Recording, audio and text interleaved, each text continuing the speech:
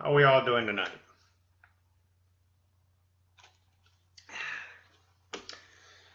Well, we got a couple things going on lately.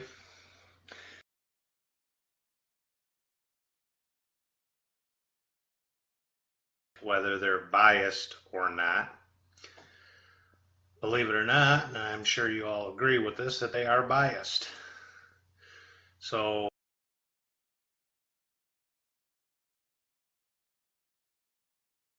news media or television stations, and come to find out, they don't want to talk to us because we're an independent candidate. We even had Congresswoman Brenda Lawrence set up for a meeting on February 10th, and once she found out I was a independent, she doesn't want to talk to us no more. So we have to overcome a lot of biased media channels, such as our radio and TV news channels. They don't like to talk to the independents. If you're not a Democrat or a Republican, they don't like to talk to us. So we are currently dealing with some of them. I mean, we've been pretty much knocked right out of the, no, I won't use the term knocked out of it yet, but they are flat out refusing to speak to us. Um, we've been reaching out to some of the teachers unions, and here's a good one. Uh, I'm sure you won't recognize this name, but Charles Parrish. He is a union leader at Wayne State University. They're part-time faculty, and he blatantly come right out and told us because we're an independent, they don't want to talk to us at all. He says it would be a cold day in hell before they would talk to an independent. I look at it this way. They don't want real change in Michigan like we all do. So that's where we're at with that. We've got another one, Channel 12 News, Angie Hendershot. She's kind of ignoring our emails to get into contact with us, give us our equal time on the air, like she did with Gretchen Whitmer, who, by the way, is not an independent. She's a Democrat. Let me get that right. Plus, we have Jim Hines in Saginaw. He's a independent, or excuse me, I don't know why I'm stuck on independent. He's a Republican. But he's not getting very much press either because he's not well known. But we are starting to get our message out there. Tuesday morning, I will be broadcasting live on WSOO, which is out of the Sioux. It's a radio station up there. We'll be broadcasting all across the UP to help get our message up there. We've been on the Doug Spade show, which is out of Adrian, which he's a very fair and honest radio show there. We can call in at any time we need to or speak with them.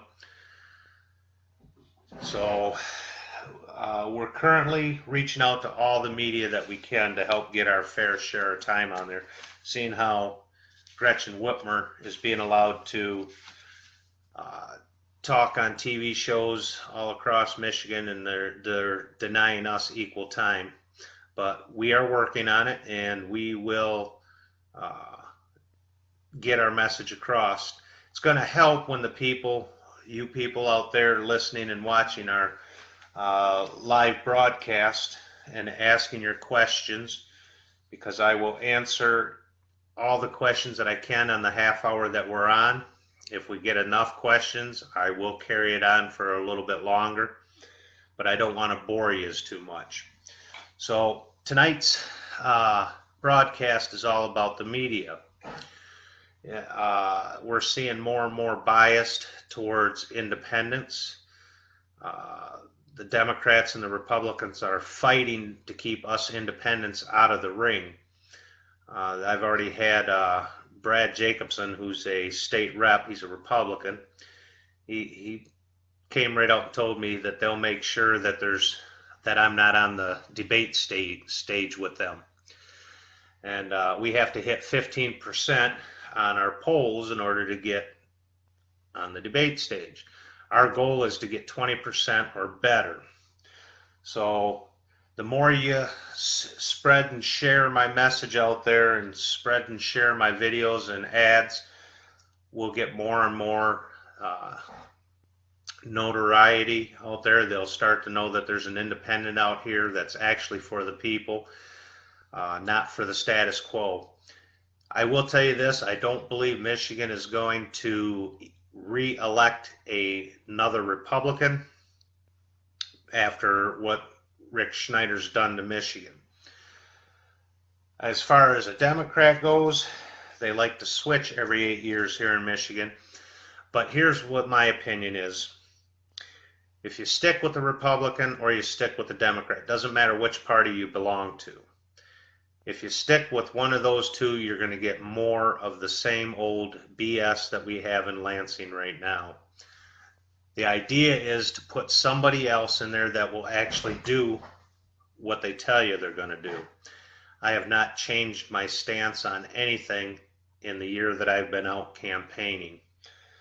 I've always given you a solution, my version of the solution to fix the problem, along with the problems. Right now you've got Gretchen Whitmer out there telling everybody she was the first to declare her candidacy in the state of Michigan, which is a false statement. I actually declared a year before she did. Matter of fact, Jim Hines declared almost 6 months before she did, but yet they don't want to take notice of that. We did get a brief interview with M Live out of Lansing, thanks to Lauren Gibbons. She also, from my point of view, is a fair reporter. She liked a lot of what I said to her, although the article was small, but at least I did get a mention from her. So again, we're reaching out through Facebook and social media, trying to spread our message, for the simple fact that we're being blocked by news channels on the TV. They don't want to talk to us, again, because we're an independent. Some of the radio stations we have gotten some good report with. Superstation 910, they gave me an early morning interview, which was very well taken by the listeners. I wasn't planning on having to take calls, but we did real well there. They also said that they would have us back on at a later date if we choose to. And again, like I said, we are getting our message out there slowly but surely, but it's taken social media to get us noticed. And I appreciate all of you that listen to these Todd Talks. I am willing to bring up, if you bring up a category you want some more information on where I would stand with that, I welcome that. I'm available to anybody who wants to contact me. I don't run and hide from anybody. So, yes, I already mentioned, Chris, that we were on that I was on the Doug Spade show. I've been on there twice now. When we find an interesting category that they're talking about, because we do monitor some of the shows that we've been on. If there's a category that they're talking about that has something to do with our campaign, we definitely call in and respond to it. Matter of fact, Doug Spade ran for state office. I believe it was back in 2012. So yes, again, we had, we had an appointment set up with U.S. Congresswoman Brenda Lawrence. And again, once she found out we were an independent candidate, she decided she no longer wanted to speak to us.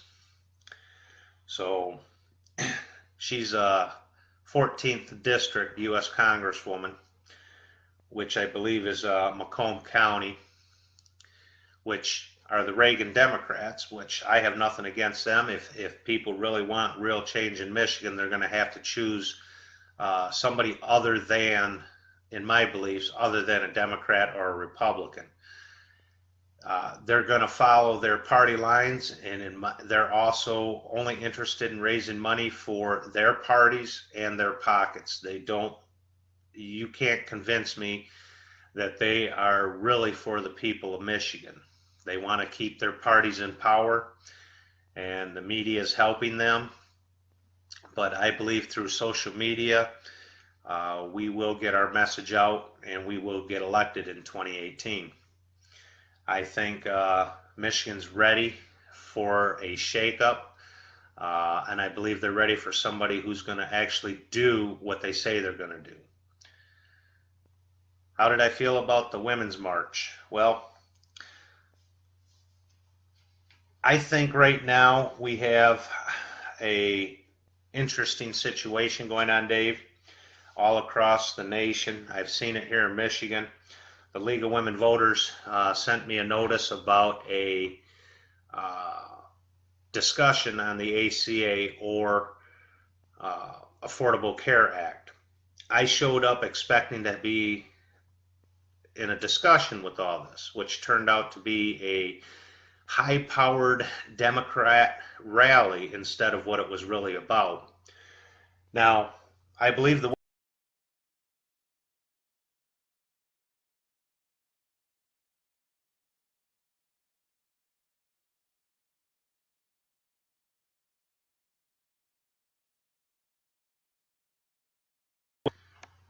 all right, I don't know what happened there, but the women do have some issues that they are being seriously taken under consideration.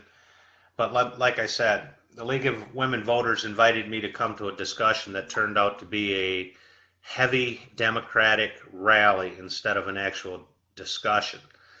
They were causing more fear mongering than anything else. And again, no matter who the president is in there, which we all know it's president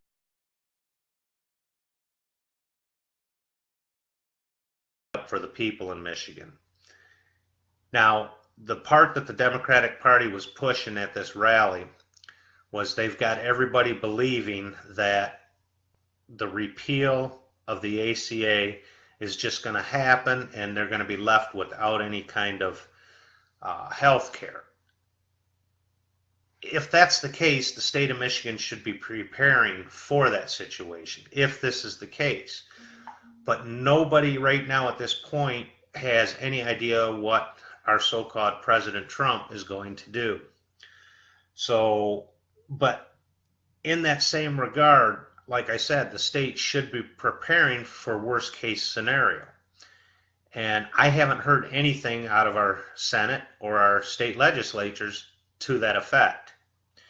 All I hear right now is Schleiger wants to close 30, I believe it's 38 schools. Yeah, it is 38 schools. And the funny thing about that is 26 out of the 38 are heavily black communities. Instead of closing these schools, they need to stop the misappropriation of the tax dollars. I mean, they're taking money from schools and not putting it where it belongs, in the classroom. These are the reason our schools are failing.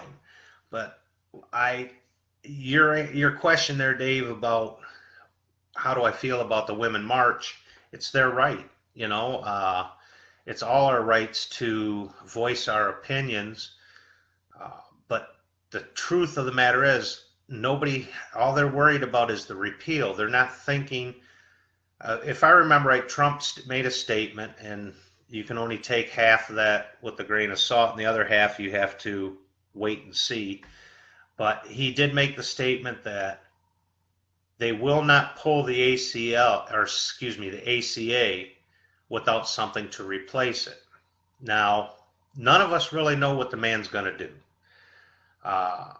So that has a lot of us on edge. and I understand that. But like I said, in this situation that we're in, our governors of all 50 states have the power to block what our president does if they feel it isn't appropriate for their state. It's called nullification. Now, Michigan's the only one that I'm really concerned about because this is the state that I'm running for governor in. All the actual job of the Fed or the federal government is to protect our nation. Our states alone have our own sovereignty in order to take care of the people inside our states. I don't know if it's our governors are afraid to use their power because the federal government holds the almighty dollar over us. But I mean, even if they were to take, here's my way of handling the situation. All right, let's take the ACA. Be seeing how this is the top situation that's going on in our country right now. A lot of what the women are fighting about and marching about, I should say. The ACA. All right, if I was governor at this point in time, I would be setting up, like I've been stating with our health care, I would set up what I like to call Michigan Care. Okay, it's based on the national average of the insurance companies. It would force insurance companies to come down on price.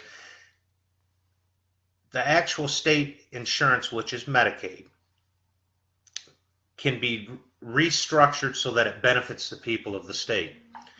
If I were to, and this is my plan, I might as well just come right out and bring it back up into the forefront. My plan for the state of Michigan is to open up what I'd like to call Michigan Cares. It's a health insurance program where you would pay $600 a month for a family of 4 as an average. Now, this could fall right in to cover the ACA for many families in Michigan if this was a situation. Because the average cost of health insurance in the state of Michigan is between $1,200 and $1,400 a month for a family of 4. I want to drive that down to 50%. I've already talked to Blue Cross, Blue Shield, Humana, and Cigna. Well, no, Cigna wouldn't let me in the door. I didn't have their security credentials, so they wouldn't let me in. But I was told that we wouldn't be able to survive if I lowered it down to $600 a month for a family of 4. And I find that hard to believe, considering that the insurance industry in Michigan made $80 billion in the year of 2015.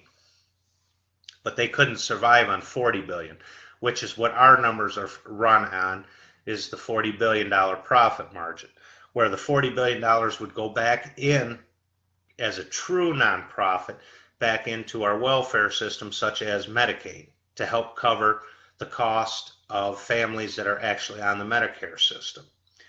In other words, it's still the same tax dollars going back in, but it's going through the state as a nonprofit, where you can call Blue Cross Blue Shield a nonprofit all you want, but Daniel Lope, who's the CEO of Blue Cross Blue Shield of Michigan, he profited $6.6 million.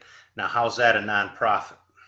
So now there's talk about changing them from a nonprofit, but that would be the only right thing to do so that it could bring in tax dollars for Michigan, other than income tax from the actual people who work there. But if the federal government were to come in and cut this out, okay, it wouldn't bother me a bit if the Fed decided to cut their funding, for the simple reason, if the Fed's going to hold their money over us, I would just turn around and say, well, Mr. President, if you want to take money from us, we're going to cut your federal tax dollars here in the state of Michigan. It's not going to be held like a gun to our heads and say either you do this.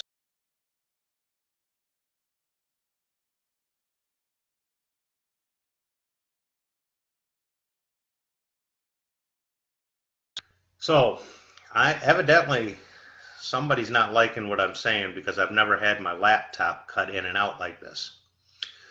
But that's how I feel we should handle with the ACA. I think the state of Michigan ought to come up with their own plan, not counting on the federal dollars.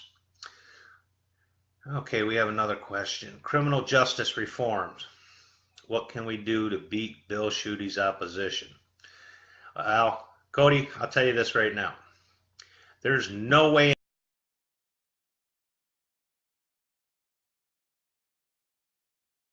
very well liked Attorney General. He's let too many people down. They've sent cases to Bill Schuette from the people of Michigan, and he's ignored their cases. He's just recently, well, within the last year, he started bringing up all these major rape cases throughout our major cities. And the people there, uh, you're talking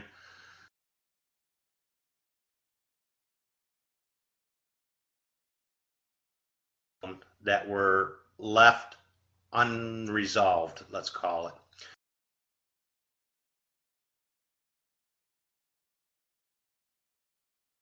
I don't really foresee Bill Schuette as a threat in the gubernatorial.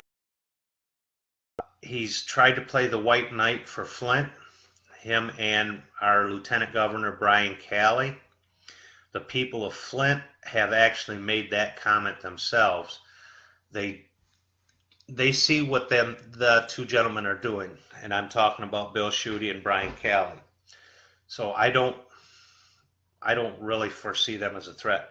As far as criminal justice reform, I believe with the legalization of marijuana in Michigan, set up so that it's set up similar to our alcohol regulations and restrictions, I think it would bring a huge amount of tax dollars into the state budget for our schools.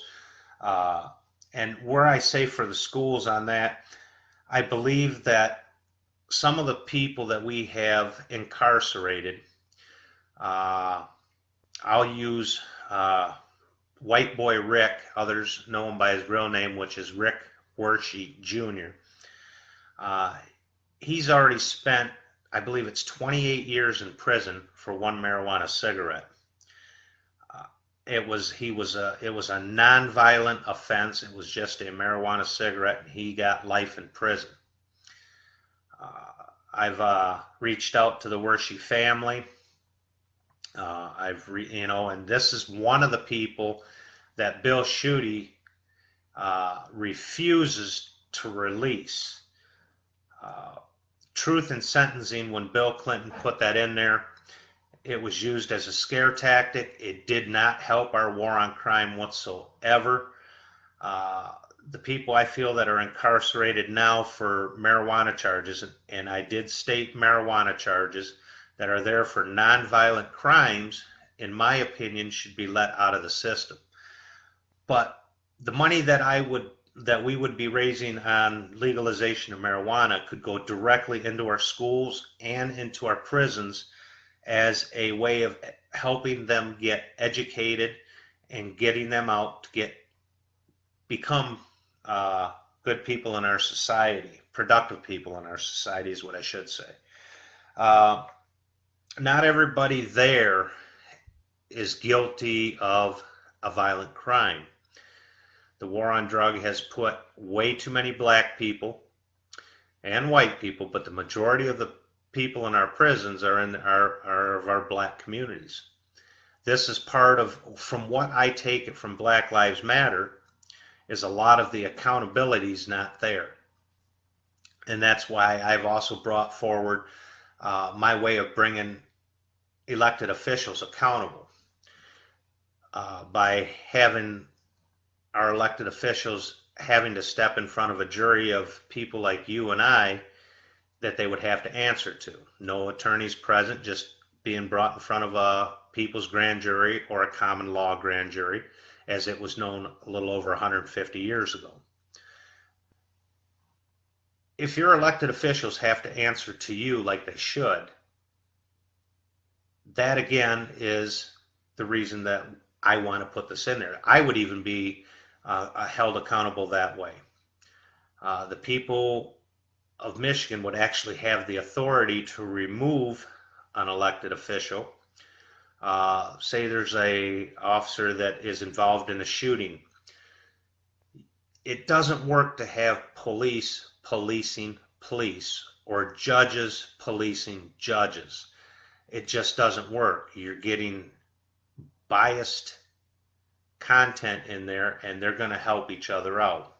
But if you bring them in front of a jury of 6 black people and 6 white people to answer for a incident, we'll use a police shooting again. A police officer shoots a young black man. His family of the black man that got shot could bring this in front of the people's grand jury or the common law grand jury and actually get a remedy for the situation. It wouldn't be the police investigating the situation. It would be the people of Michigan in that county investigating the situation. I mean, all evidence would be brought in front of this common law grand jury or people's grand jury, and they could actually decide if it was a fair shooting or a non-fair shooting, or unfair, however you want to say it. And then it could be taken in front of a judge because this grand jury found the evidence that this was an unfair shooting, so they could take care of it according to the law that's already there. I mean, law is supposed to be letter specific. It's not meant to be all encompassing. You have domestic violence laws that they like to encompass a simple argument and call it a domestic violence. I do realize there's verbal abuse, monetary abuse, and I mean, I have one judge that sticks out in Oakland County that abused her power, and I'm not afraid to mention her name. Her name is Lisa Gorsica. You know, she abused her power by throwing 3 children in juvenile for 16 days because they wouldn't have dinner with their father. The reason they didn't want to have dinner with their father is because they witnessed their father beat their mother. But the judge, who she likes to call herself the savior of children, that she lives her life to defend our children. She has the child's best interest in her mind, and she's plainly out of her mind. She ended up going in front of the Judicial Tenor Committee because enough people complained, which they should have. And the Judicial Tenor Committee, who hasn't really convicted anybody for 40 or 50 years, they gave her a slap on the wrist. They gave her a 30-day suspension with no pay. In my opinion, she should have been disbarred. But now she's trying to get the remaining time of her penalty thrown out. This is the stuff that I'm talking about. We have that corruption in our courts, and you can't have judges policing judges. The true power of my administration would be the people's ability to hold their elected officials accountable. It doesn't just mean elected officials. Any official in power could be held accountable by you and I as the people of Michigan. And some of the elected officials that heard this idea don't like it because they don't want to be able to be held accountable by us or we the people. I mean, America was based on a republic. It was based for the, what was it? For the people, by the people. Our government was set up that way so that we could hold our elected officials accountable. But some time ago, this all got changed. So this is what I'm trying to bring back to Michigan.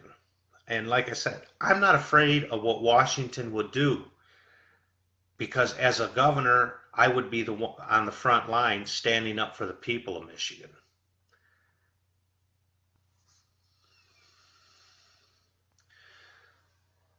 What can we do about aging electrical grid? Oh, you want to talk clean energy, huh? Okay, Cody. As governor, there's a part of our tax structure that would be renamed for our infrastructure. Our infrastructure is well over a century old in our major cities. By us redoing our infrastructure, and I mean bringing it up to date and making it so that it is at least good for another century ahead of itself, we would be creating 150 to 200,000 jobs just on redoing our infrastructure.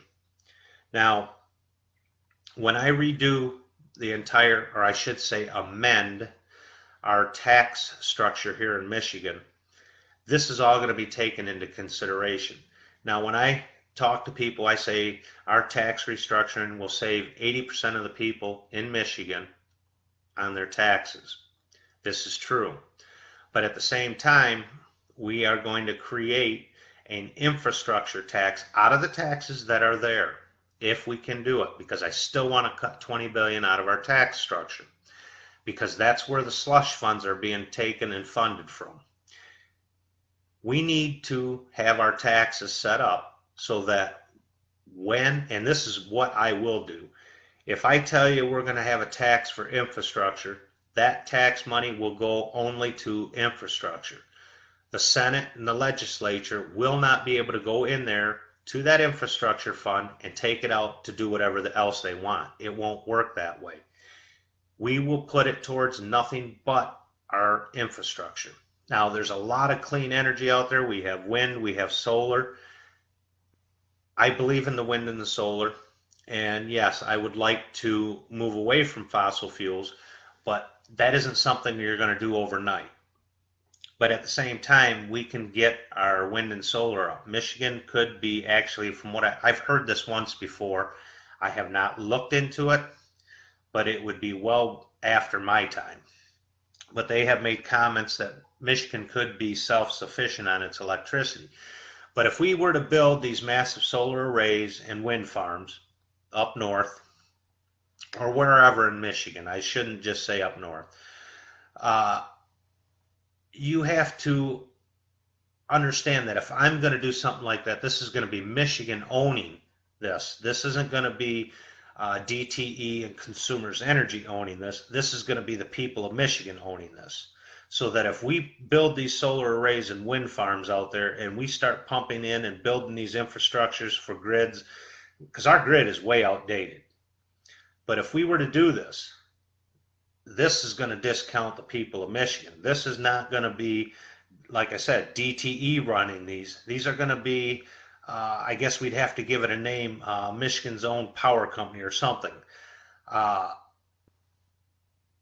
They would have to be running it through the state. There would be an office that would be in charge of this. It'd be payrolled right through the taxpayers. Your tax dollars going for this, which would mean you would benefit from it. I would not let DTE, our electric company in here, and Consumers Energy come in here and take over any of that. I think that's part of the problem with our prison system, if you think about it. When it was under state control, they still had the good paying jobs, but now you've got Aramac, which was a company that took over feeding the prisoners. There's a big scandal on Aramac. Now you have, I believe it's Trident in there. So I don't think the third party system is really working for our prison system. And I don't think it would work for our massive infrastructure redoing either. All the companies that would come in to be doing this work would be right here in Michigan. If we don't have a company here in Michigan, we'll find a company to come to Michigan to do this. And they will stay in Michigan because the taxes would be restructured and they'd be making a good living, and so would the people who work for them be making a good living. We do have a lot of ideas out there for bringing jobs to Michigan. I think if we, with the massive restructuring of our tax system, companies are going to want to come to Michigan. I believe Michigan should invest in Michigan. I'd like to have all our public schools in Michigan buying all their supplies from companies right here in Michigan. And I think that's where I want to take it. I want Michigan to be proud of itself. I want us to be proud to buy products right here in Michigan, which in turn, you're supporting that company. It's going to stay here in Michigan.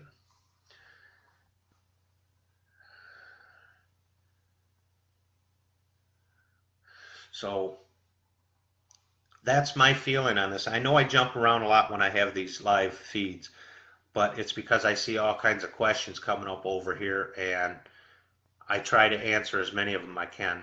Yes, Chris, Brenda Lawrence is in the 14th district in Oakland County. Okay, you corrected me. I said Macomb County, but it is Oakland County.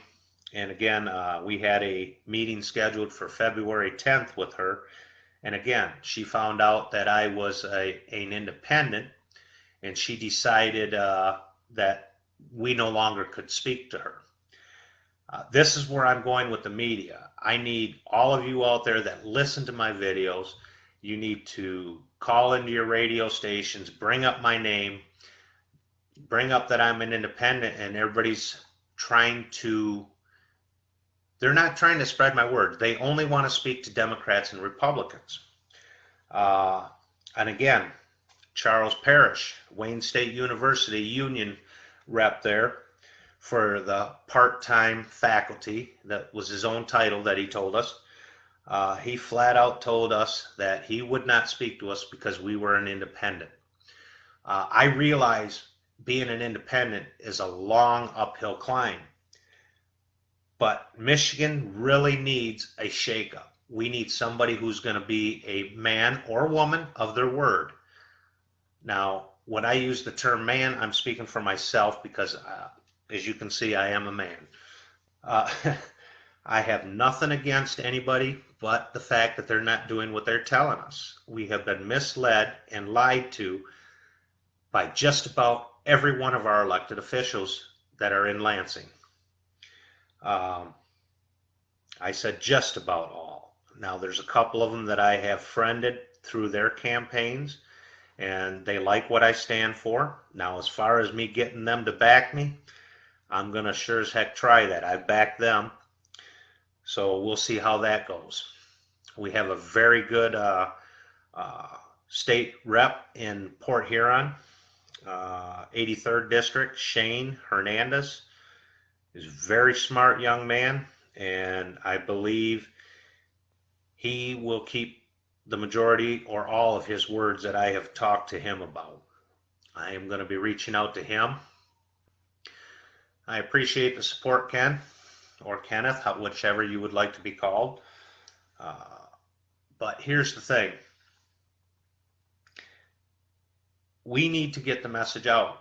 And this is why I'm trying to reach out to radio stations, news channels, channels 12, channel 4 in Detroit area, channel 2 in Detroit area. We have channel 6 in Lansing, 25, all these channels we have reached out to. My committee has reached out to them, and they are pushing us away. So whoever, if you're listening to this, I would appreciate all the shares you can get for in Michigan. It doesn't matter. You can share it nationwide. We are on, I believe we're actually on Periscope as well, but I'm not sure. I may have that one wrong. I believe my Facebook account is linked to, Twitter. I don't know if it'll broadcast it on there. If not, we still are going to share my videos on Twitter. We're on Tumblr. We're on YouTube. My videos are always being put up on YouTube. Our first radio